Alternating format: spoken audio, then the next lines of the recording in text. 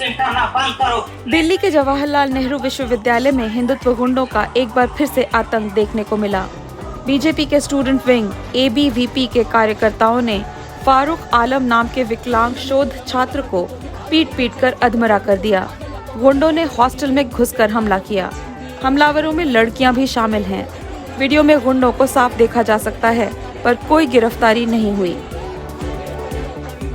हमारा उद्देश्य ये नहीं है कि हम किसी को पीड़ित करें, हमारा उद्देश्य यही है law for all hated for none. Ujjain पुस्तक मेले में RSS महिला विंग की औरतों ने वकार सलीम से हिंदी तर्जुमा वाले कुरान शरीफ की मांग की।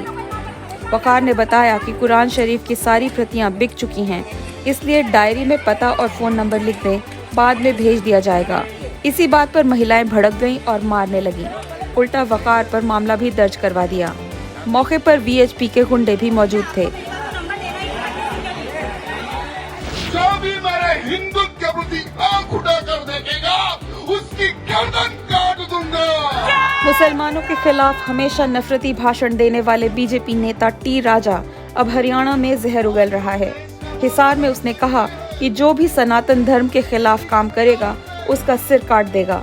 नूह हिंसा की आग अभी ठंडी नहीं हुई है और फिर से नफरती भाषण।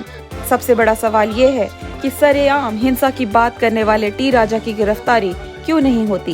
क्योंकि सेकुलरिज्म क्या है मुझे पता नहीं, मुझे तो केवल हिंदुइज्म पता है। जो मानवता की अखंडता और एकता को खंडित करने का प्रयास करेंगे, तो ये सनातन तलवार की धार से उनका सर कलम करने का भी काम करेगा। बीजेपी सांसद महंत बालकनाथ योगी ने सरेआम मुसलमानों की हिंसा की बात की है। महंत ने कहा कि जो कोई अधर्मी ताकतें या ऐसे संगठन मानवता की एकता और अखंडता को खंडित करेगा, उसका सर कलम कर दिया जाएगा। ध्यान रहे, राजस्थान और हरियाणा में मुसलमानों के खिलाफ लगातार हिंसक घटनाएं बढ़ रही हैं। ऐसे उनके DNA ही ऐसा बन चुका है कि वो केवल राक्षस प्रवृत्ति के लोग हैं। मैं त्रिशूल धारण कर गाय माता की रक्षा। राजस्थान में बजरंग दल किसी न किसी रूप में लगातार सक्रिय है। पाली जिले में बजरंग दल ने हिंदू युवाओं को 1100 त्रिशूल बांटे, लेकिन राज्य की कांग्रेस सरकार इन कार्यक्रमों पर रोक नहीं लगा पा रही है। हाल ही में राजस्थान के अलवर में एक मुस्लिम युवक की मॉब लिंचिंग कर दी गई थी। बजरंग दल का कार्यकर्ता बना हूँ। बीजेपी शासित असम में एक मुस्लिम व्यापारी रबीउल इस्लाम को पुलिस ने आतंकी बताकर एनकाउंटर करने की धमकी दी। एवज में उससे 2.5 करोड़ रुपए की मांग की।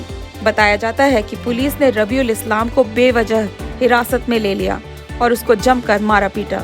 इस मामले में पुलिस के बड़े अधिकारी भी शामिल बताए जाते हैं। फिलहाल 9 पुलिस वालों को गिरफ्तार किया गया है। ये तो पता ही है बेटा को, मुसलमान होने के कारण हमें यहाँ से भगा जा रहा है। मोदी यहाँ से भगाना चाहता है। उत्तर प्रदेश के मथुरा में 90 से ज्यादा घरों पर सरकार ने बुलडोजर चलवा दिया। इनमें से ज्यादातर घर मुसलमानों के हैं। बुलडोजर खास तौर पर नई बस्ती में चलाया गया, जो कि कृष्ण जन्मभूमि से 600 मीटर की दूरी पर है। पीड़ित परिवार का कहना है कि बुलडोजर रेलवे ने चलाया है। उनका ये भी कहना है कि परिवार कई दशकों से इस इलाके में रह रहा है। घर के पूरे कागज हैं, फिर घर अवैध कैसे हुआ? कहाँ सोए, कहाँ बैठे, कहाँ इस तिरपाल में जीवन काट रहे हैं। कर्नाटक के शिमोगा में एक हिंदू टीचर मंजुला देवी ने अपनी क्लास में मुस्लिम छात्रों से आपत्तिजनक बात की।